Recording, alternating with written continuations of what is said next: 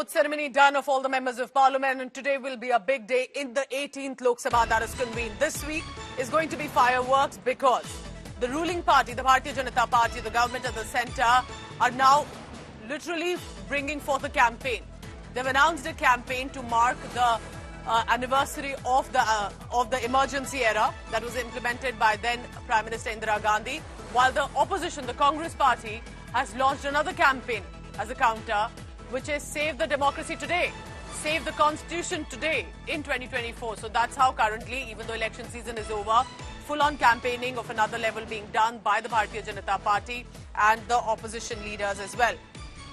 Piyush Mishra is joining me this morning for the latest. Piyush, good morning. And it's very interesting. There are full-on, whether it's videos that are being bring forth, there's a campaign being done. Posters have come forth that it's an emergency anniversary that shouldn't be forgotten. Why do you think that the Bharatiya Janata Party, even in this new fresh tenure, is focusing on the dark days of democracy of 1975?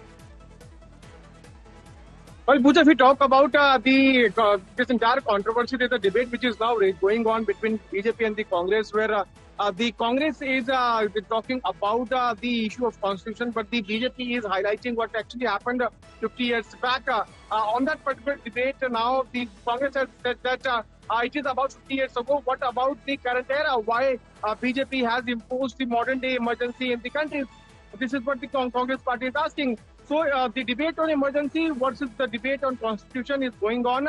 Yesterday, the opposition India Alliance leaders had marched in Parliament holding the copy of constitution in their hand, which was also seen as to how the entire opposition leaders were holding that inside the Parliament too. But at the same time, the BJP is saying, what about what actually happened 50 years ago? On June 25, then Indira government had imposed emergency, and there are still ripple effects of that emergency in the country.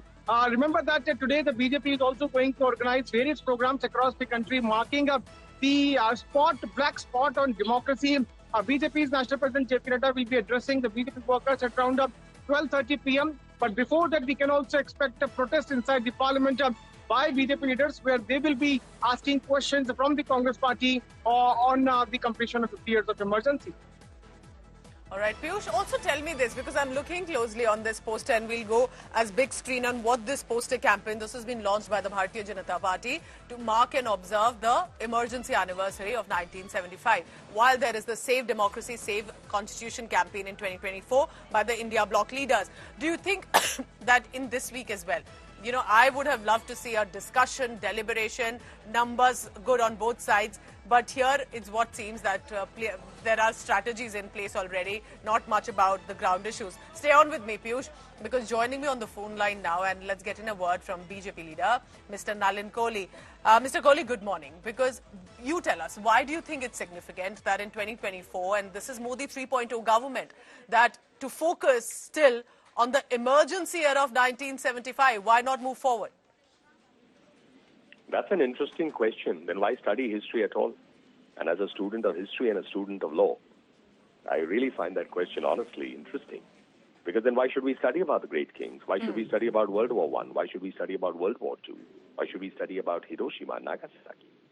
At the end of the day, you study history so those mistakes do not happen again.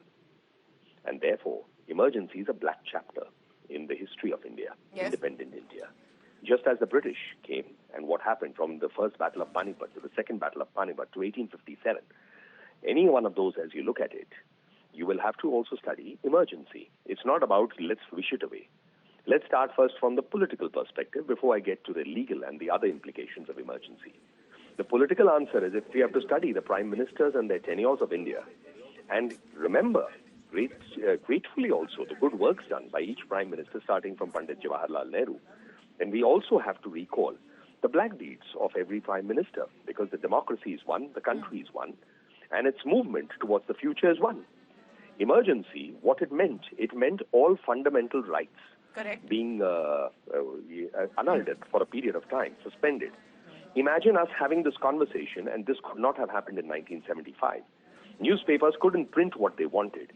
You didn't have television channels then, but one of the newspapers actually put out a blank page, because censorship had reached that level that what was sent, only that could be printed.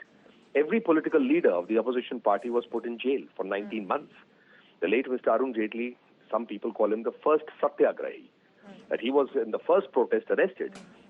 Vajpayee ji, who became Prime Minister of India, Yes. Advani ji, everybody were in jail. So then what Every would you political say? party, What would not you say, BJP. Mr. Kohli, that today with a stronger number of the members in the Parliament of the India bloc opposition, they are saying, forget emergency era, let's talk about save democracy, save constitution, that the BJP allegedly is tampering with, because they are bringing in that there's an undeclared emergency today itself. What would you say to that? Well, let me ask, what is undeclared emergency? Where is it? Are we not able to have the opposition parties say what they want? Have the people of India not elected them in greater numbers? Is democracy not healthy? The EVM has been criticized by the opposition. Have they not won more seats this time? Yes.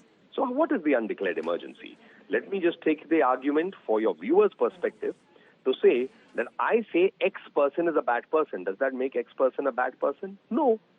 I have to give reasons to show that X is a bad person, and they must be supported by evidence. So what is this undeclared emergency? If the opposition cares for democracy, they need to pay homage to everyone who suffered in emergency.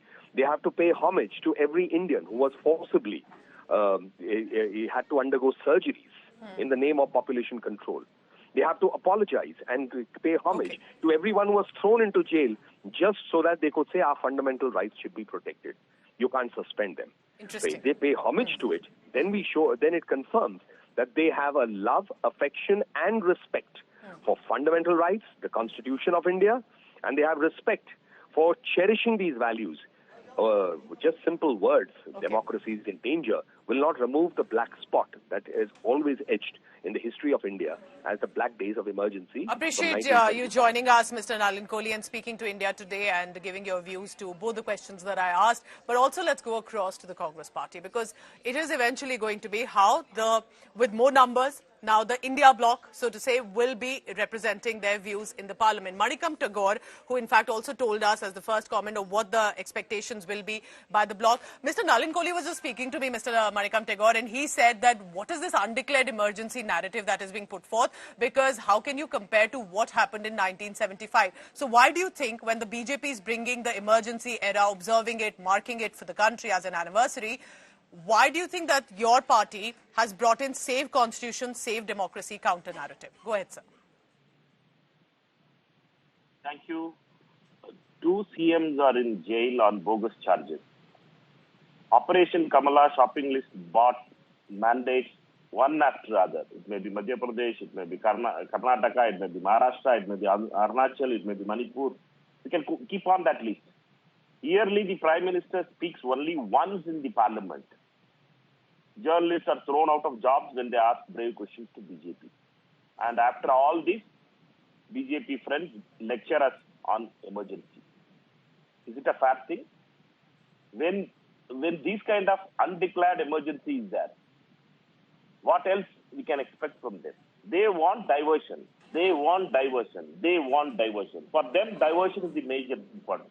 Now, NEET exams, the 24 lakh students are in, their future is at stake. Rail collision has happened. Rail accidents has happened. Routine affairs it has become. All these kind of issues. There is a stock market scam has happened. All these issues, they want to divert it. Mr. Modi and Amit Shah ji wants to divert it. Therefore, they will do this kind of dramas again and again and then again. But people are not going to buy it. Mr. Tagore, how is this session looking like? Because oath ceremony has been done. Real work will have to begin. Previously, all the sessions have appear to have washed out completely, at least the past 2-3 sessions. Can we expect some work, some discussion, do you think, this time? Or will it be protests and disruptions this time as well?